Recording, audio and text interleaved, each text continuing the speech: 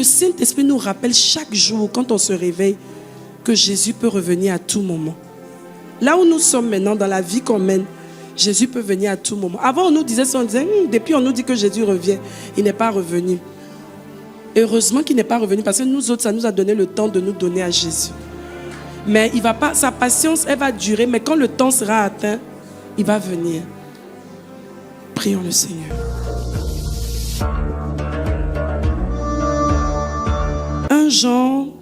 1 Jean 3, versets 3 à 6.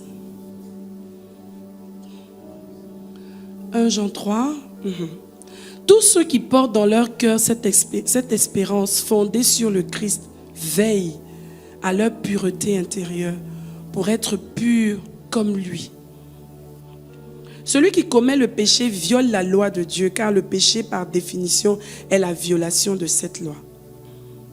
Or, vous le savez bien, Jésus n'a jamais péché et il a paru ici-bas pour ôter les péchés. Ok? Par conséquent, si quelqu'un demeure en communion avec lui, il ne continue pas à pécher. C'est-à-dire, il ne prend pas plaisir à demeurer dans un péché de façon indéfinie. Il reconnaît tout de suite, aïe, non, ça ne doit plus m'arriver. Il cherche tout de suite à réparer. Il demande pardon et il prie. Et il met tout en œuvre pour ne plus qu'il se retrouve là. Même si demain il se retrouvait là. Mais je veux dire, il est tellement engagé qu'à un moment donné, il ne pourra plus jamais se retrouver là. Parce qu'il va prier tout ce qu'il faut en fait autour de lui comme garde-fou pour empêcher que cette chose-là n'arrive. Parce qu'il n'est pas à l'aise. Mais celui qui est à l'aise, ça vient, il est tranquille. Il lèche même ses lèvres et il continue. Je veux dire, chacun d'entre nous, on sait d'où on vient. On connaît notre parcours, mais gloire à Dieu et grâce soit rendue à Dieu pour là où nous sommes aujourd'hui. Et nous devons progresser. Celui qui s'adonne au péché prouve par là qu'il ne l'a jamais connu, c'est ce qui m'a intéressé, ni compris. Ça veut dire que quelqu'un qui continue à pécher et qui sait que c'est péché, mais qui n'a pas de problème avec ça, n'a pas encore compris Christ. Donc ça veut dire que Christ est en lui, mais ils ne se comprennent pas.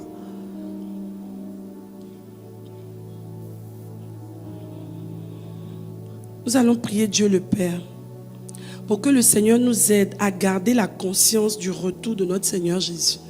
Quelqu'un me disait, il y a des endroits où on n'entend même plus parler du fait que Jésus revient bientôt. Jésus revient. Quand on regarde ce qui se passe dans le monde, la manière dont le mal est en train de s'accroître. Ce qui est mal, on nous dit qu'il faut qu'on dise maintenant que c'est bien. Et ce qui est bien, on nous dit, ce n'est pas écrit dans la parole. Partout, dès que tu mets les chaînes d'actualité, catastrophe, bruit de... Jésus revient. C'est vrai qu'on est en train de travailler pour être productif dans notre couloir, c'est vrai, mais ne perdons pas de vue que Jésus revient. À quoi ça aurait servi d'avoir été comme ça, très engagé sur la terre, avec la main et l'assistance de Dieu, si à la fin, on doit être jeté dehors? Prions le Seigneur. Gardons que le Saint-Esprit nous rappelle chaque jour, quand on se réveille, que Jésus peut revenir à tout moment. Là où nous sommes maintenant, dans la vie qu'on mène, Jésus peut venir à tout moment. Avant, on nous disait ça, on disait, depuis on nous dit que Jésus revient. Il n'est pas revenu. Heureusement qu'il n'est pas revenu, parce que nous autres, ça nous a donné le temps de nous donner à Jésus. Mais il va pas, sa patience, elle va durer, mais quand le temps sera atteint, il va venir. Prions le Seigneur. Père, nous voulons prier ce soir. On parle de nouvelle naissance. C'est une vie que nous recevons de toi, un genre de vie que nous commençons à mener sur la terre jusque dans l'éternité. Et nous voulons prier ce soir que tu emmènes ceux qui avaient déjà mis en oubli, qui avaient oublié, qui avaient perdu de vue le fait que Jésus revient, que nous allons partir au ciel et que chacun d'entre nous devra rendre compte de la manière dont il a utilisé la vie reçue ici sur la terre.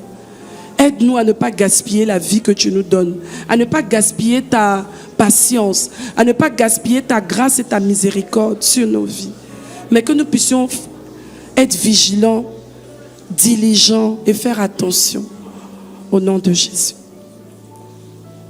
On dit Maranatha. Ok.